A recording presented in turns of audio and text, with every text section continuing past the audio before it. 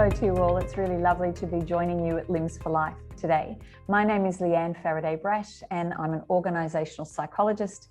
I've been running Brash Consulting, which is not surprisingly an organisational psychology consulting practice for the last 26 years and cut my teeth really before that in big corporate organisations where I began to develop a passion for working with everything from the dysfunctional and toxic at one end to the high performing and elite at the other, and pretty much everything in between.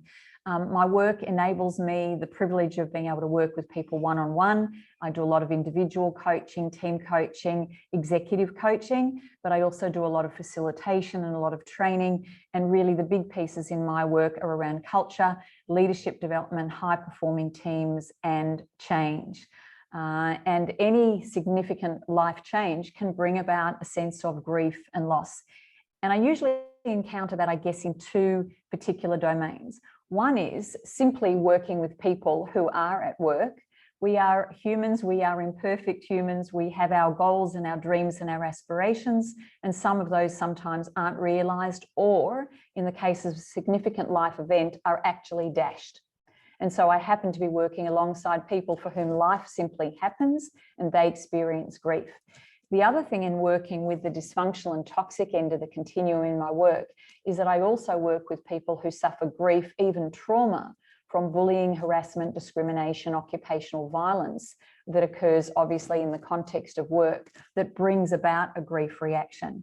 So what I think I've done is hone my skills over many years in being able to deal with people one-on-one and in groups who experience grief or loss in some way, and really their journey parallels the journey of some of the people in your organisation who may have some sort of limb difference, whether it be from birth or whether or not it's something that happens due to a significant life event or traumatic incident. It's really important to talk about the stages of grief. And of course, the origins of all of that work in psychological theory are grounded in the work of Elizabeth Kubler-Ross, who initially was working with people unfortunately diagnosed with terminal illness who knew they were going to die. And she observed and researched the steps they seemed to go through to get to the point of acceptance with their, terrible diagnosis. So she was really the forerunner of all of that work, but at the same time, the psychology of grief and loss in a workplace is really steeped in the psychology of death and dying. Now, fortunately, any of the people we're going to be working with aren't necessarily facing that prognosis, but what we can observe over time is that in some ways their journey still seems to parallel the journey that was taken by people that Kubler-Ross observed. I have one thing apart from the death and dying connotation or frame around it.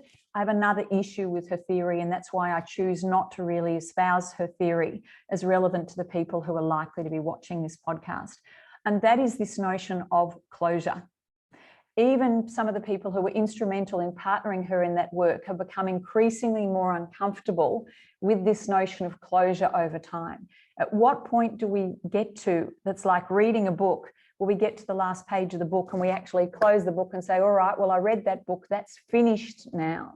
Do we ever necessarily get to the point where our journey is finished when we've had to encounter a major life event that's turned everything on its head and created significant grief and an acute sense of loss? Do we ever get to closure, or do we get to a place where we really become curious about the future, make some changes in our life, pick ourselves up as best we can, dust ourselves off, and know that we may continue to revisit the stages of change I'm going to talk about with you over and over and over again at various times as maybe we hit another hurdle, or our expectations are challenged, or we have some sort of a setback, or just something that reminds us of the life we had before that probably if we had our druthers we'd prefer to go back to. So I don't like the definition of closure and this suggestion that we get to a point where it's all over, Red Rover, and we're just sparking on 4 and everything is great. So the model I choose to talk about is the Scott and Jaffe model. And at the first point where we have to come to terms with something dramatic that requires this momentous change because it's created significant disruption in our lives is shock or denial. Oh my goodness, this can't be real, this can't be happening to me, you have to have got it wrong. And that's sort of, if you like, the upper left-hand quadrant of our journey. But eventually reality bites. And instead of going, it's not happening, it's not happening, it's not happening, we go, it is happening. And how do I feel about it? And that's where we hit the stage fairly and squarely of resistance. And people can demonstrate resistance in various ways. Some people will get very sad. Some people will get depressed. Some people will be apathetic. Some people will be more vocal and expressive. They'll get bitter. They'll get resentful. They'll get cynical. They may lash out at other people around them and say, you can't possibly understand how I feel. They may withdraw into social isolation because they don't actually want to impose themselves on anybody else, but they know they're not in a good place, which is perfectly natural and understandable.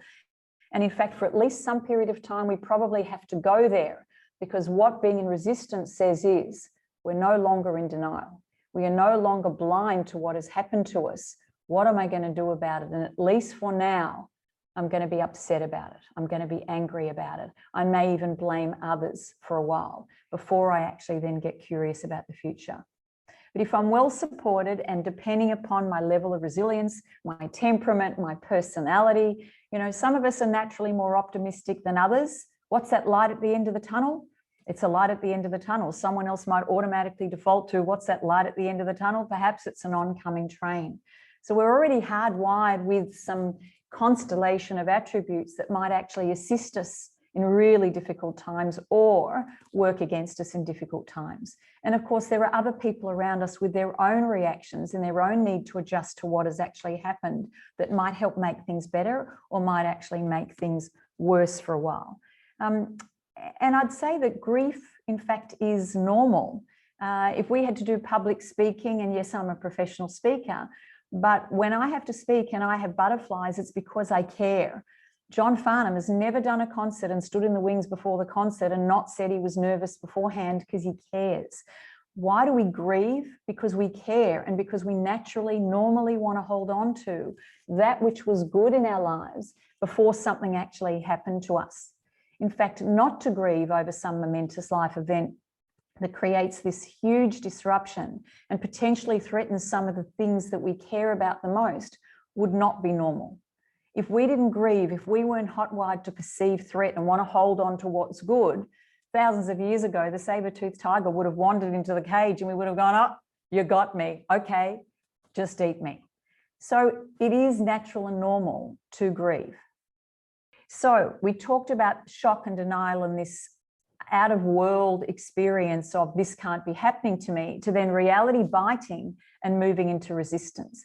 Now, there's no doubt some people, as we talked about, depending upon their personality, the baggage that they carry, their inbuilt sense of resilience or otherwise, can get stuck in resistance. But if we reach for the right support, if we reach for good resilience strategies, we're given some time and we're patient but deliberate, we will start to become curious about the future. Now, notice all I'm saying is being curious about the future, because there is a lot of uncertainty about the rate of recovery, the potential for recovery. Can we actually go back to living a life pretty close to the one we lived before? And how can someone necessarily do that if before they had 4 limbs and now they don't? So we start to get curious about the future and experiment with the different options that might actually exist for us. We may go advice shopping. We may go and see different specialists. We may see rehab consultants. We may explore realistically what's possible and what's not necessarily taking somebody else's word as God's gospel, because how many people have actually defied the odds in the past, but also not holding on unrealistically to some sort of hope that doesn't bear any reality and is not actually achievable. So it's like giving us a bucket and spade and telling us to go off and play in that sandpit without necessarily knowing exactly what we'll build.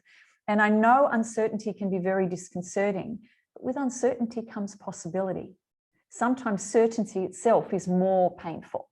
So uncertainty, if we reframe it as possibility, allows us to be curious about the future. Now, I'm not going to suggest to you that we necessarily move neatly like a rocket being launched into space with defined stages where there's heaps of fuel to actually help get this rocket out of the Earth's atmosphere, and then those empty fuel tanks fall away, and then we go to a second stage, and then we go to a next stage, and then the lunar module actually lands beautifully in the ocean exactly where it was meant to. There is no hard and fast rule about how long we're going to stay in each stage. As we said, it depends on personality, temperament, resilience index, depends on the quality of support we get around us, indeed, whether or not we even reach for support in the first place.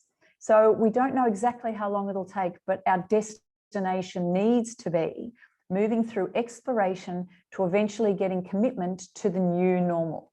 What could that look like, and how can we live our very best life, knowing we're going to have to move through this journey from denial and resistance through exploration, ultimately to commitment to the best life possible, which doesn't necessarily mean we'll be hardship-free, and it doesn't necessarily mean we'll be pain-free. The only other aspect of the model that's really important right now is to recognize, as I said before, it's not a beautiful, discrete, linear progression from resistance, no turning back, to exploration, and once we've actually left resistance, we don't actually come back. Think of it as pendulum swinging backwards and forwards on our good days or our bad days. Something might trigger us, or there might be a meeting with a particular specialist, and we haven't quite made the progress we had hoped to make by the time we went back for another progress report. That can actually send us back temporarily, and we can start to feel some of the anger or the despair or the hopelessness or the sadness that we were feeling before. But if we don't know that we have the potential as human beings to sort of go through this whirlpool zone between resistance and exploration, we can actually end up thinking, oh, I thought I was making progress. I strung a few good days together. Now today I'm feeling absolutely miserable. I'm right back where I started, back to square one. And that's not the case. It is a necessary part of moving through resistance to exploration that may ultimately mean we no longer have nearly as many bad days. But on the actual anniversary of an accident, it would be absolutely natural and normal for us to be deeply reflective that day, to want to take stock, and possibly even to really miss in a profound way the life we had before we actually had that accident. And then ultimately, if we get the right support, if we're given time, if we're both patient with ourselves, show self-compassion, but also determination to be disciplined and continue to avail of the right support, we get to commitment. And that's commitment to the best life we can possibly have, without discounting the fact that something profound has happened to us that has meant that we have to live a slightly different life, or maybe a very different life, but it's still a good one. So, some sort of a formulaic roadmap to the stages.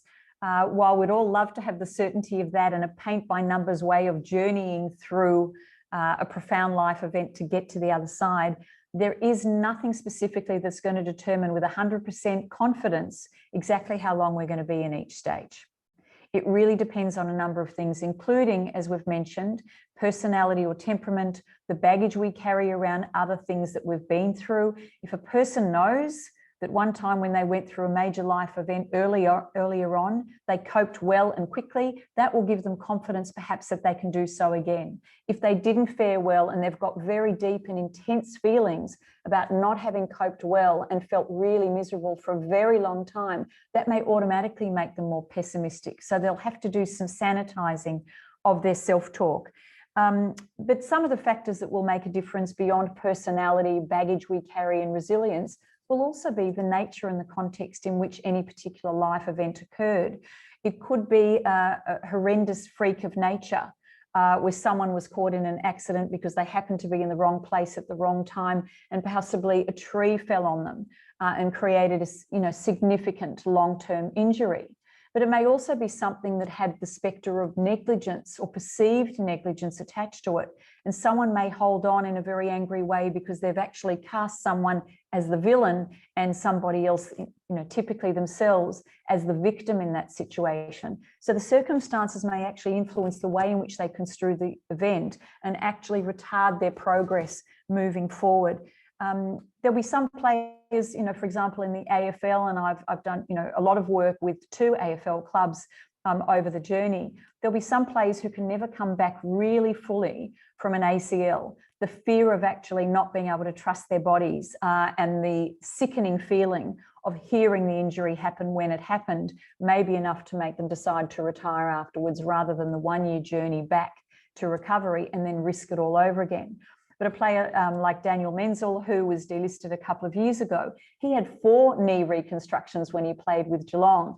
And I remember thinking about his mental toughness and bounce back ability for him to continue to take the journey to risk his body another time, only for the same thing to happen again in a couple of cases very quickly after he'd spent the full 10 to 12 months trying to recover. So some people will have that innate ability to bounce back, to reframe the situation, to reinvent their career quite quickly, and others will really struggle with it.